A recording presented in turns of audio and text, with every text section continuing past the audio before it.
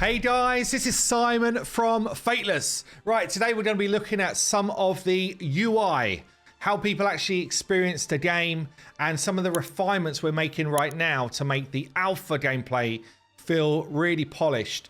A lot of this comes down to now playtesting from us, our internal teams, and feel. Does it feel good? Does it feel right? How do we make refinements so that the user experience improves with some of the changes we make to a UI? So firstly, what is a UI? Anytime you're in game, your visual of where you will find different areas to interact with, that's kind of like your user engagement, your user interaction, right? UI.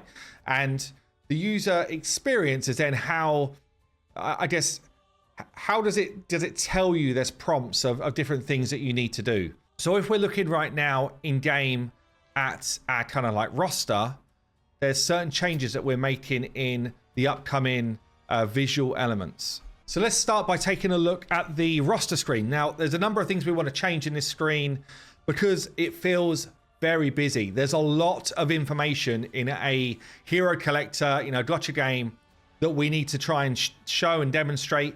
And certainly within Godforge, there's going to be a lot of depth to builds that you can do.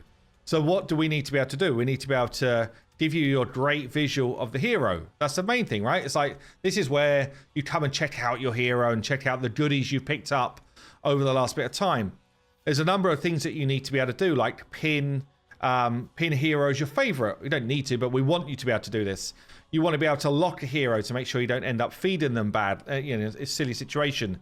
You want to be able to see some ratings and stats about the hero, some lore. All of that should live in the roster screen. You also want to be able to understand how well they built, what are their archetypes, what sets have you got on them. All of these kind of like call outs need to be available. They don't all necessarily need to be on this screen though. So we've been kind of like looking through some different suggestions here, or working through some suggestions as a group, and we want to make some changes. So working with Henry, who does a lot of our UI UX, basically we want to cut that kind of like header bar completely off. We want to change some of the information that we would see on the header bar over on the right hand side here, and we want to move some of the information away from this part of the screen. So again, you can sort of see subtle differences, but it just opens up a bit more space to be able to see your hero, your toy, your collectible, right? And there's just a bit more space now to be able to do that. And some of the other elements now live on other parts of the screen. So for example, on the one that we built out here, all of the set information, we're thinking, well, look, if you're going to be building your heroes, with the armor, we should put all of that in the armor screen, right? So, as you click into armor, this is where you're going to understand where your sets now will be, rather than on this main screen. Just gives us a little bit more space to be able to keep the main screen looking really clean. So we then go into a sort of ability tab. This one's not changing too much.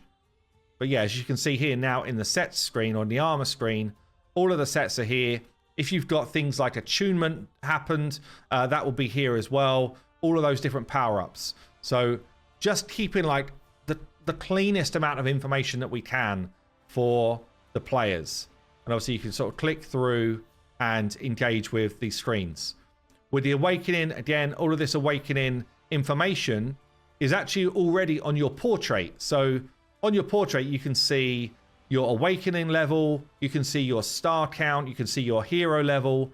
And what we don't want to do is duplicate too much on every screen that we're showing. So in certain areas like here, obviously it's important to know your awakening level, but we didn't feel like it was super important to know somewhere else over here an awakening level, because you can already see it on screen. So things like that are what we're playing around with right now to try and make sure that the screens feel really, really clean. We're also starting to get to the point now where we're building out the different campaign maps. A lot of the stuff which has been in game so far that we've shown you has been placeholder.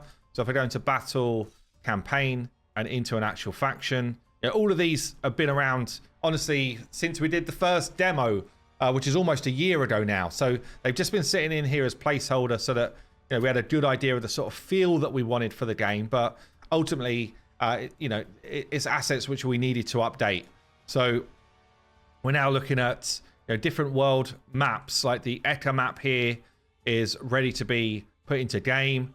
The Azumu map ready to go into game. This one looks particularly sweet, by the way. What will happen once it goes in game is we'll actually have VFX just to bring the worlds to life. So, there might be like, I don't know, now and then a little fish swimming in the water, the waves having like a ripple effect, maybe some just like mist moving across the maps, just things to bring the maps to life, even though it is a 2D image.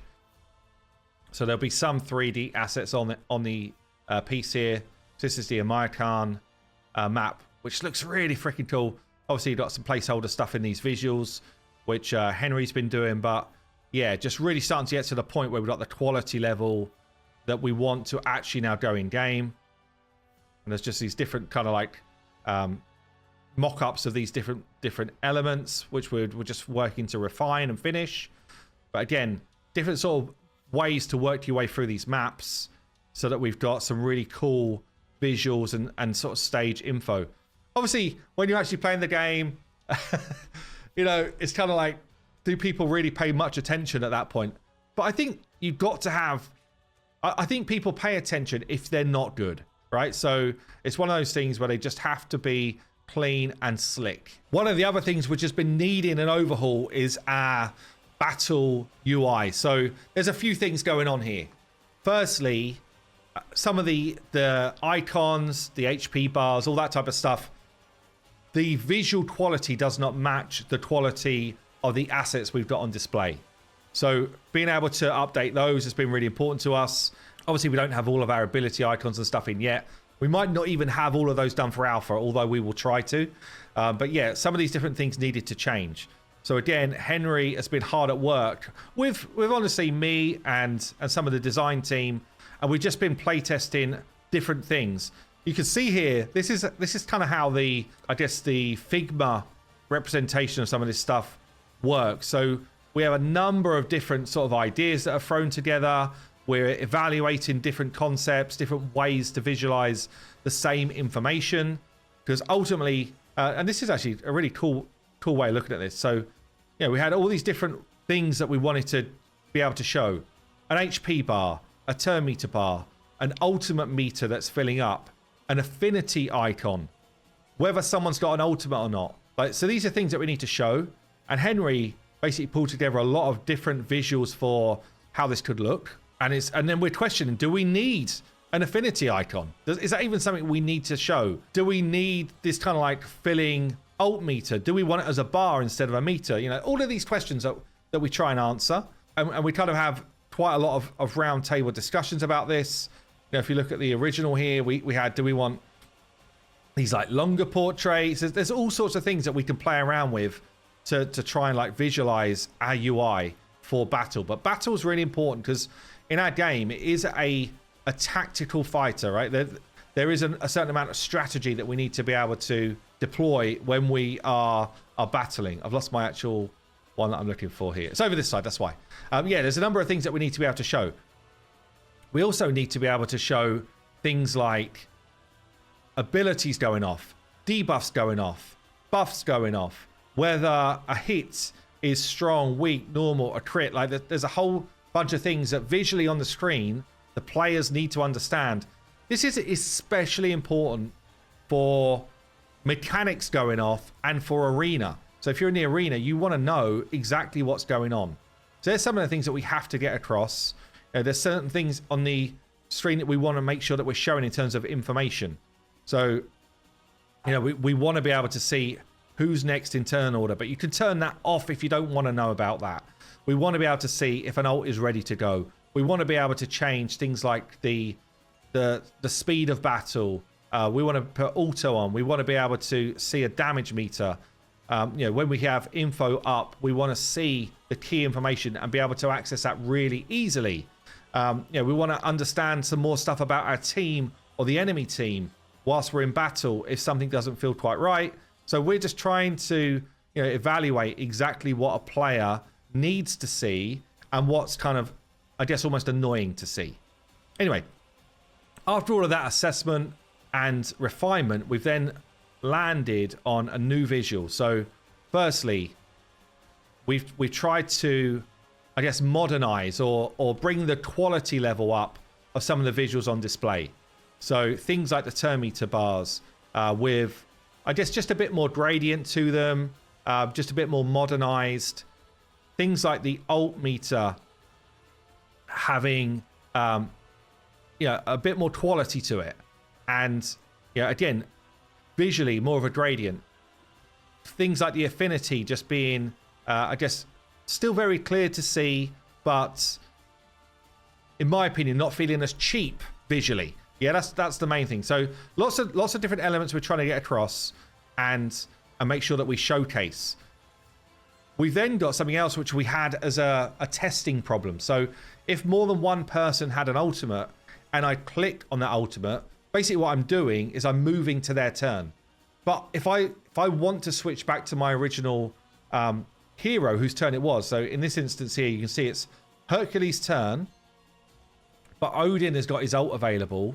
So now when you click on Odin, instead of having this kind of like fiery blue color to say that it's ready, we're actually going to switch it to say, now you've clicked on me and I'm going to do my thing next unless you click somewhere else.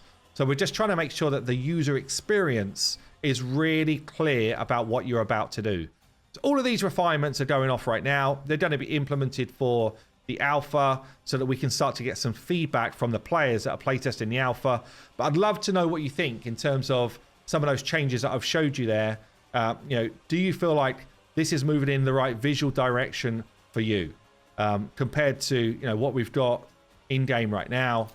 Let's just get a slap away. In terms of what we've got in game right now, this is the direction that we're looking to move into. The other thing which is being built right now, it won't be in for the alpha, but it's things that we're working out, is pantheons. So the ability to join a pantheon, what do we want to be able to show? How do we want to represent this type of feel in game? And what do we want for you to be able to control in game? So there's a whole bunch of screens now that are being built for that. And Henry's walking through those things. Some elements which are, again, should just feel very comfortable to you, and some elements which will be cool and different for our game, like all things we're doing really in Godforge. So yeah, lots of exciting streams coming through. Let me know what you think. Are we moving it in the right direction for you visually? Do you feel like, from what I'm showing you here, some of the changes are making more sense for you as a player? And I guess if there's any streams that you're seeing that don't feel quite right, firstly, they're probably not finished, but do let us know. Anyway, I've been Simon from Fateless, and I'll see you soon.